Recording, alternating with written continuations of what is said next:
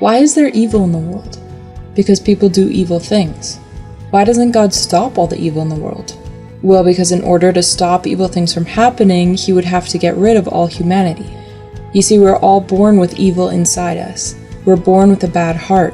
It doesn't matter which country we're from, which race, which skin color, or which religion we follow, if we have money or not, that doesn't matter. Every person that comes into this world comes with a bad heart. What is around us, what we see, hear, and feel, help our bad heart so it can create evil. And from the moment that we start using our will, we start to produce evil.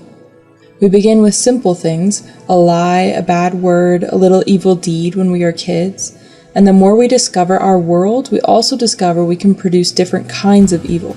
Some become words, some others actions, and others stay only as thoughts. But everybody in some way or another has produced evil. Sometimes we just like to produce different kinds of evil, and sometimes we become addicted to those evil things in such a way that they become habits, and we even forget that they are bad things. The problem is that every little thing that we take out of our bad heart has consequences, and many times those who suffer the consequences are the people around us, even though it's not their fault. That is why there's evil in the world. If a man leaves his wife and kids, these kids will suffer the consequences of their dad's decision, and yeah, it's not the kid's fault. If a bad governor makes bad choices, people will suffer. And yeah, it may not be the people's fault. But the truth is that we like to do evil things. If doing bad things were annoying, or if we could see the everlasting consequences before we do the evil things, maybe we wouldn't do them.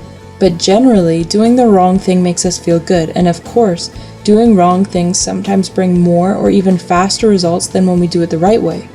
Stealing, lying, gossiping, judging, and all the rest make us feel good and give us better results, even though they are temporary results and not satisfying enough.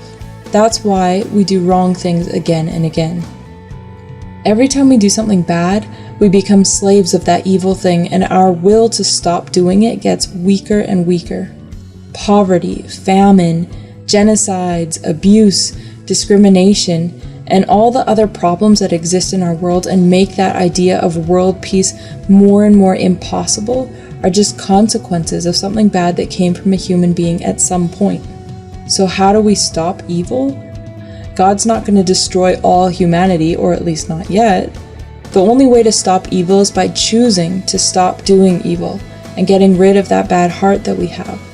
But that's not enough. We have to do the opposite of those evil things. We need a good heart instead of a bad one. We cannot turn this bad heart into a good one in the same way an orange tree cannot turn into an apple tree. We have to get rid of the bad one and plant a good one. This is possible to do, but no human being can do it. Only God can perform a heart transplant like this one. But in order for God to do it, he needs the bad heart to stop producing evil. So, let's stop. Let's stop doing evil.